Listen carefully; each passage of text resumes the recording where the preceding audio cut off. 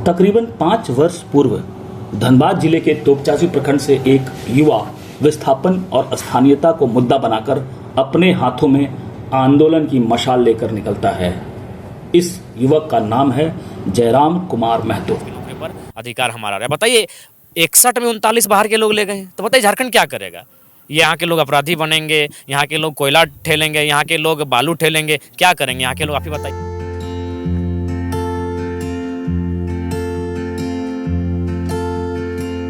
इस जयराम महतो के तेवर देख स्थानीय युवा उसके आंदोलन से स्वतः जुड़ने लग जाते हैं। धनबाद, बोकारो और गिरिडीह के बाद इनके स्थानीयता नीति का आंदोलन की धार ऐसी बढ़ती है कि देखते ही देखते यह आंदोलन पूरे प्रदेश में अपनी पकड़ बना लेती है। बाद में जयराम एक संगठन झारखंड विस्थापित खातियान संघर्ष समिति का गठन करते हैं। इस संगठन के बनते ही स्थानीयता वाला इनका आंदोलन प्रदेश भर में फैल जाता है, या यूं कहें तो प्रदेश भर के हर प्रखंड में युवाओं की टोली इस आंदोलन से जुड़ जाती है। देखते ही देखते यह आंदोलन इस स्तर तक पहुंच जाती है जहां पहुंचने में किसी भी राजनीतिक दल को दशकों लग जाते हैं। अपनी खांटी देशी अंदाज में वाहनों पर खड़े होकर बिना किसी लाग लपेट के अपनी बात सामने रखना लोगों को इतना भाने लगा कि रातों रात जयराम की पहचान टाइगर जयराम के रूप में होने लगी। इन्होंने स्थानीयता के मुद्दे पर कई आंदोलन भी किए, जिसमें सबसे बड़ा आंदोलन वर्ष 2022 में विधानसभा घेराव का रहा। इस दौरान इन पर कई केस भी लाद दिए गए, लेकिन जयराम अपने लक्ष्य से कभी पीछे नहीं हटे। जयराम की बढ़ती लोकप्रियता के राजनीतिक दलों के लिए खतरे की घंटी साबित होने लगी।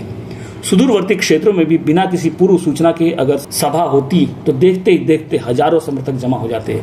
यह सब देख प्रदेश के कई राजनीतिक दलों के नेताओं की पेशानी पर बल भी कई बार साफ साफ देखने को मिला। तमाम तरह के अड़चने खड़ी होने के बावजूद वो अपनी मंजिल की ओर लगातार बढ़ते रहे।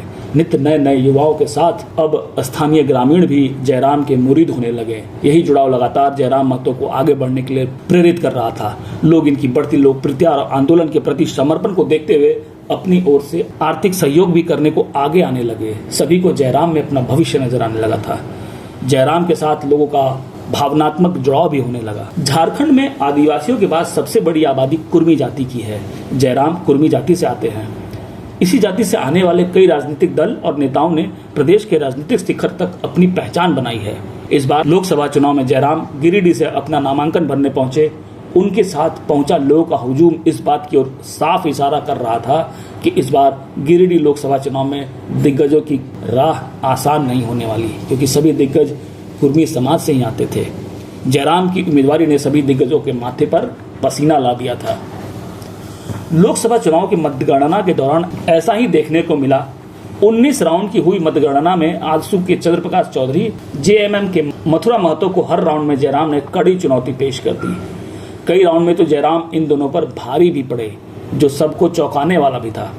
कांटे के टक्कर में आखिरकार आजसू के चंद्रप्रकाश चौधरी ने बाजी जरूर मार दी हो, लेकिन जयराम महतो ने 3,41,971 वोट लाकर यह साबित कर दिया कि जनता का समर्थन उनके साथ जुड़ रहा है।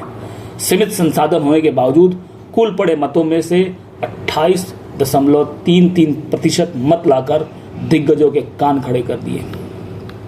जयराम महतो आगामी विधानसभा चुनाव में सभी सीटों पर उम्मीदवार उतारने की योजना पर लगातार काम कर रहे हैं। जयराम का यह साहसिक कदम जनता के सहयोग से जुड़ा है। यह साहसिक कदम पारंपरिक राजनीति करने वालों के लिए एक गंभीर चुनौती पेश करने की तैयारी में है। आने वाला समय बताएगा। जयराम महतो की पार्टी के मैदान में आने से सीधे कुर्मी वोटरों पर हमला करेगी, जो कुर्मी वोटरों की राजनीति करने वालों के समक्ष सही मायने में चुनौती पेश करेगी।